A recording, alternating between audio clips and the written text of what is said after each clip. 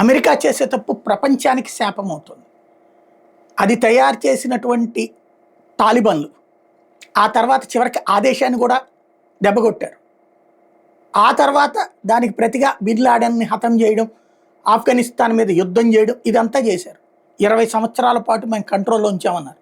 ఆ టైంలో వాళ్ళందరూ పాకిస్తాన్లో సేద తీరారు. తీవ్రవాదం ఎక్కడ ఆగల.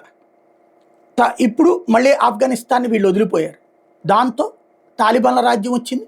అక్కడ ఈ ఏరియా లష్కరే తోయిబాది, ఈ ఏరియా జైషే మహమ్మద్ది అన్నట్టుగా తీవ్రవాద సంస్థలు ప్రపంచంలోని ప్రతి తీవ్రవాద సంస్థ అక్కడ ఒక ఏరియా తీసుకోవచ్చు, ల్యాండ్ తీసుకోవచ్చు, వాళ్ళ తీవ్రవాద కార్యకలాపాలు చేసుకోవచ్చు, ట్రైనింగ్లు ఇచ్చుకోవచ్చు.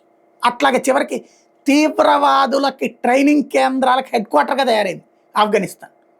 అలాగే పాకిస్తాన్ని గతంలో ఇలాంటి తీవ్రవాద యాక్టివిటీస్ని ప్రోత్సహిస్తోందని ఆంక్షలు పెట్టించింది FATFతో.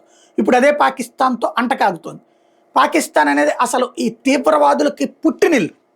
అది మళ్ళీ మనకి థ్రెట్, ప్రపంచానికి తీవ్రవాదుల్ని తయారు చేసి అమ్మేటటువంటి సంస్థ అది.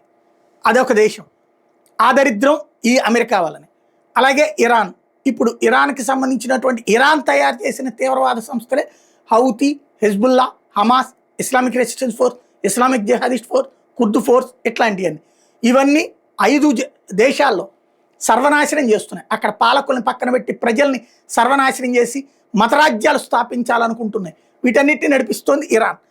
దీనికి మొత్తానికి బుద్ధి చెప్తానని చెప్పినటువంటి ఇజ్రాయెల్తో బుద్ధి చెప్పిస్తానని చెప్పి చివరికి ఇజ్రాయెల్ అటాక్ చేస్తున్నప్పుడు సహకరిస్తున్నట్టు చేసి చివరికి ఇప్పుడు కాడు వదిలేసింది. తను ఆపేసింది, ఇజ్రాయెల్ని ఆపేసింది. ఇప్పుడు ఆ తీవ్రవాద సంస్థలకి ఒక మనోధైర్యాన్ని ఇచ్చింది. మనం గట్టిగా తగులుకుంటే కనుక అమెరికానే మూసుకు కూర్చుంటుంది అన్నటువంటి. తద్వారా అమెరికా చేసిన దరిద్రం రాబోయే రోజుల్లో తీవ్రవాద సంస్థలకి ఊతమిచ్చినట్టు అవుతుంది. మరి అమెరికా తెలిసి చేస్తుందా, తెలియక చేస్తుందా, లేకపోతే తీవ్రవాదులు ఎప్పుడూ యాక్టివ్గా ఉండాలి, ఏదో ఒక దేశాలతో గొడవలు పెట్టుకుంటూ ఉండాలి, అప్పుడు ఆ దేశాలు ఆయుధాలు కొనుగోలు చేస్తాయి, తద్వారా తమ దేశంలో ఉన్నటువంటి ఆయుధ ల్యాబీలు బాగుపడతాయి అని ఆలోచిస్తున్నట్టు కనబడుతుంది ఇక్కడ.